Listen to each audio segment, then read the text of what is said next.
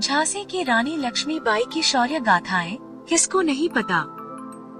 उनका जिक्र आते ही हम अपने बचपन में लौट जाते हैं और सुभद्रा कुमारी चौहान की वह पंक्तियां गुनगुनाने लगते हैं जिनमें वह कहती है, खूब लड़ी मर्दानी, वह तो झांसी वाली रानी थी। तो आइए सुनते हैं इतिहास के पन्नों में स्वर्ण अक्षरों में दर्ज रानी लक्ष्मीबाई की हिम्मत, शौर्य और देशभक्ति की कहानी। सन 1828 में वाराणसी जिले के भदैनी में मोरोपंत तांबे के घर में एक बच्ची का जन्म हुआ। उस बच्ची का नाम रखा गया मणिकर्णिका। नाम बड़ा था, इसलिए घर वालों ने उसे मनु कहकर बुलाना शुरू कर दिया, जिसे बाद में दुनिया ने रानी लक्ष्मीबाई के नाम से जाना। मनु अभी बोलना भी नहीं सीख पाई थी, पर उनके चुलबुलेपन ने उन्हें सबका दुलारा बना दिया।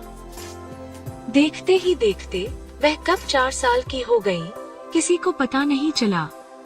फिर अचानक एक दिन उनके सिर से माँ भागीरथी बाई का साया हट गया। उन्होंने हमेशा के लिए अपनी आंखें बंद कर ली थी।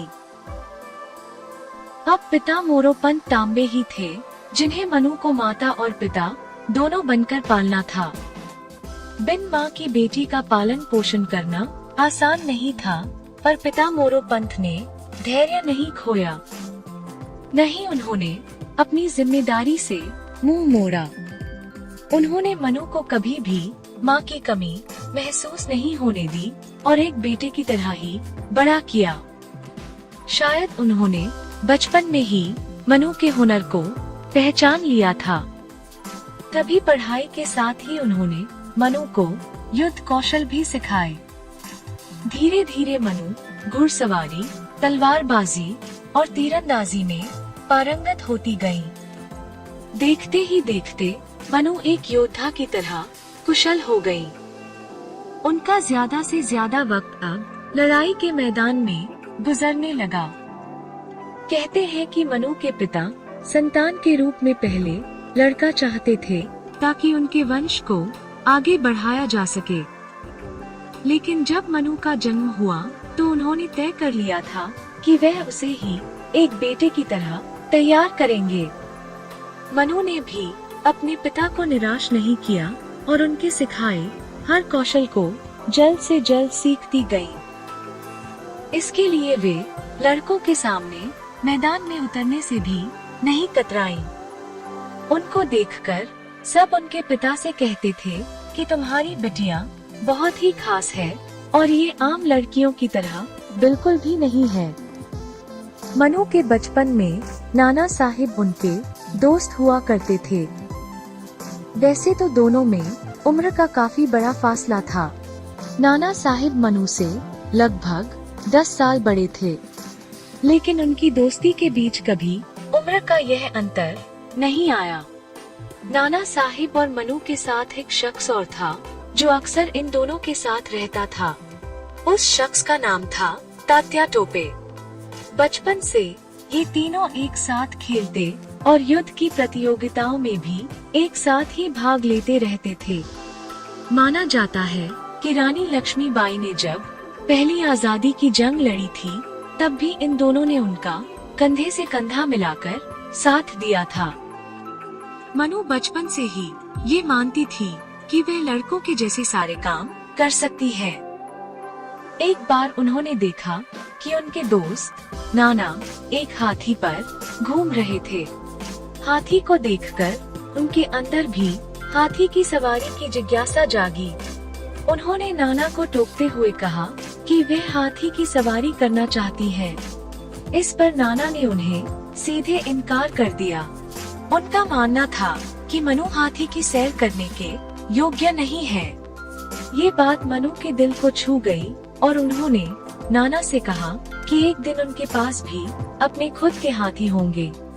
आगे जाकर जब वे झांसी की रानी बनी तो ये बात सच साबित हुई। मनु महज 13-14 साल की रही होंगी जब उनकी शादी झांसी के राजा गंगाधर राव से कर दी गई। उन्हें एक पुत्र की प्राप्ति भी हुई थी, लेकिन 4 महीने की अल्पायु में ही उसकी मृत्यु हो गई।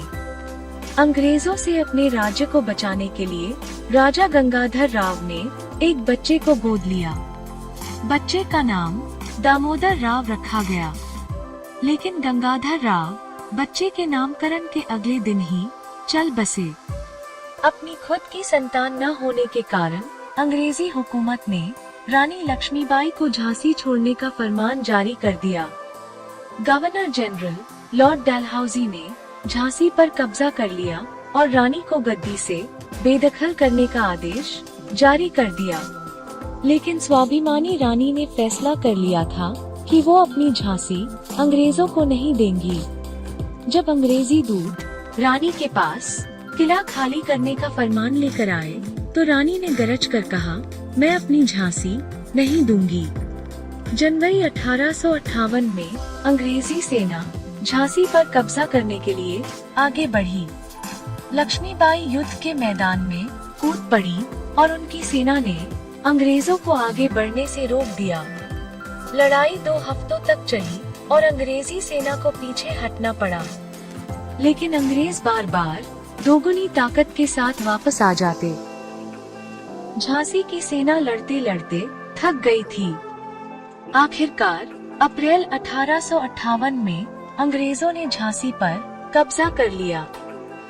रानी लक्ष्मीबाई अपने कुछ भरोसेमंद साथियों के साथ अंग्रेजों को चकमा देकर किले से निकलने में कामयाब हो गयीं।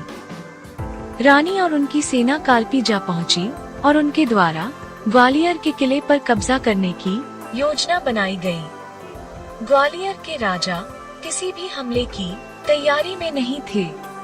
30 मई 1858 के दिन रानी अचानक अपने सैनिकों के साथ ग्वालियर पर टूट पड़ी और 1 जून 1858 के दिन ग्वालियर के किले पर रानी का कब्जा हो गया। ग्वालियर अंग्रेजी हुकूमत के लिए बहुत महत्वपूर्ण था। ग्वालियर के किले पर रानी लक्ष्मीबाई का अधिकार होना अंग्रेजों की बहुत बड़ी हार थी। अंग्रेजों ने ग्वालियर के किले पर हमला कर दिया। रानी ने भीषण मार काट मचाई।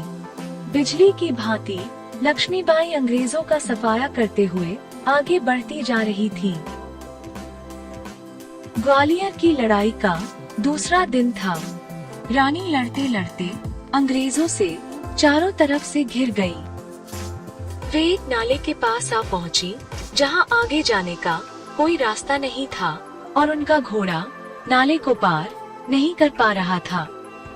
रानी अकेली थी और सैकड़ों अंग्रेज सैनिकों ने मिलकर रानी पर वार करना शुरू कर दिया। रानी घायल होकर गिर पड़ी, लेकिन उन्होंने अंग्रेज सैनिकों को जाने नहीं दिया और मरते मरते भी उन्होंने उन सभी को मार गिराया। लक्ष्मीबाई नहीं चाहती थी कि उनके मरने के बाद उनके शरीर को अंग्रेज छू पाएं। वहीं पास में एक साधु की कुटिया थी। साधु लक्ष्मीबाई को अपनी कुटिया तक ले आए। लक्ष्मीबाई ने साधु से विनती की कि उन्हें तुरंत जला दिया जाए और इस तरह 18 जून 1858 के दिन ग्वालियर में रानी वीरगति को प्राप्त हो गई। रानी लक्ष्मीबाई का जीवन हमारे लिए प्रेरणा का स्रोत है। इससे हम संघर्ष का नया अध्याय लिख सकते हैं। अगर रानी लक्ष्मीबाई और उन जैसी अन्य महानतम महिलाओं ने हमारे देश के लिए संघर्ष न किया होता तो शायद हम आज भी अंग्रेजों के गुलाम होते।